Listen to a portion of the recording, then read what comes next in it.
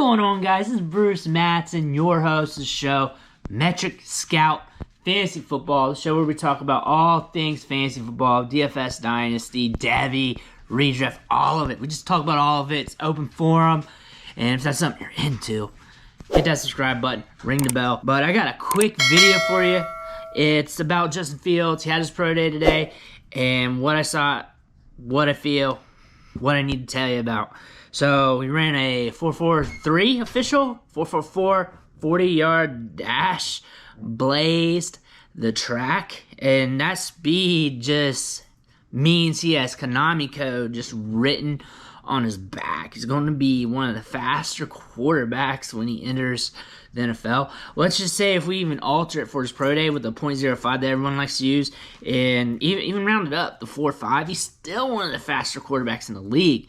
And at that size, I didn't catch a measurement. I tried to search for it before I got on the video, but let's say he's 6'3", 228, where he was listed at. He's a bigger quarterback. You see that when you saw him run with his shirt off anyways. You know he's a big dude, and he's got a tremendous size-adjusted speed score. He's probably got a better score than a lot of the running backs that we have in this year's class. And the fact that he's going to be taking off and running, picking up chunks of yardage is going to be awesome for us in fantasy. That's why I have him as my QB2. He has not moved there throughout this draft season. And honestly, there were times throughout his collegiate career when it was the battle between him and Lawrence, as we were projecting for this draft in 2019, 2018, back then, he was my QB1 for times. He has the athletic prowess. He can take off and run. He can get you those yards on the ground.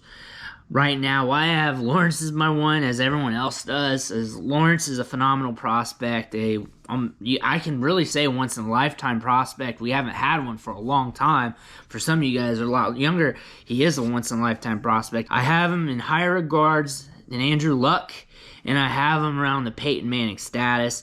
And honestly, when I look at Justin Fields in comparison, I do not have him much farther down than Trevor Lawrence. It's more like 1A, 1B type deal instead of 1 and 2. I'm not on board with the people or the draft aficionados who have Justin Fields pumped down their rankings 4, sometimes 5, sometimes undraftable, and all the ridiculous stuff we hear.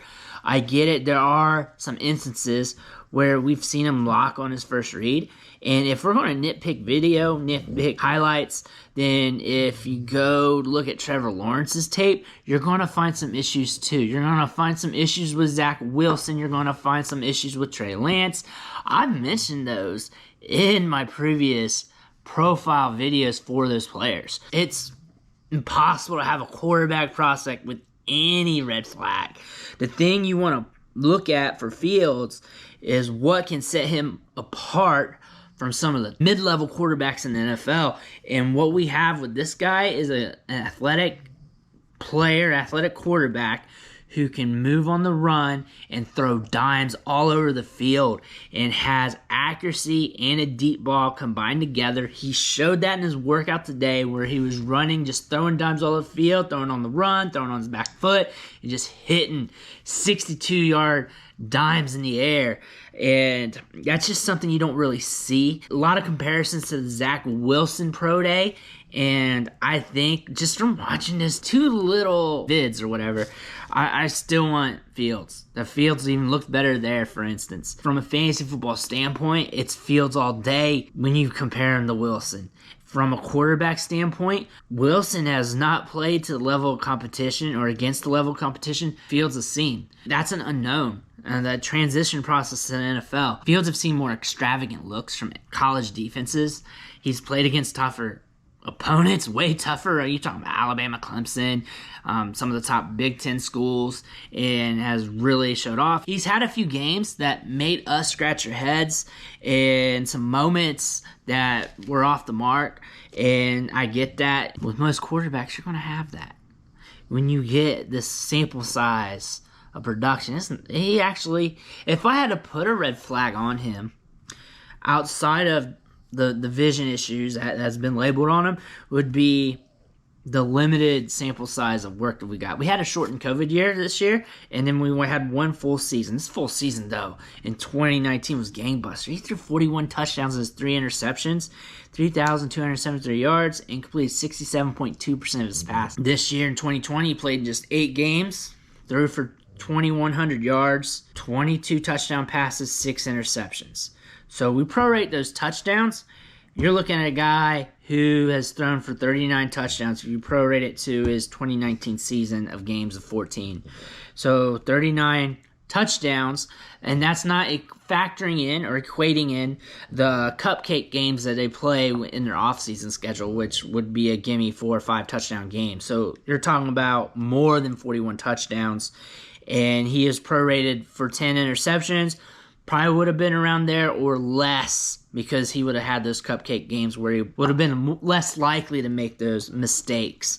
He still finished the year completing 70% of his passes, which is very good, very accurate. And again, he's a very accurate passer, has a gun for an arm, has a cannon, can sling accurate passes deep, short, and intermediate, can fit it in tight windows, and he relies on his arm a lot, and he trusts his arm, he trusts what he sees, and he's had a few blimps on tape. He just had a few mistakes. It's not really a transcendent thing what people are talking about when they talk about his progression issues, his vision issues, his ability to see the field.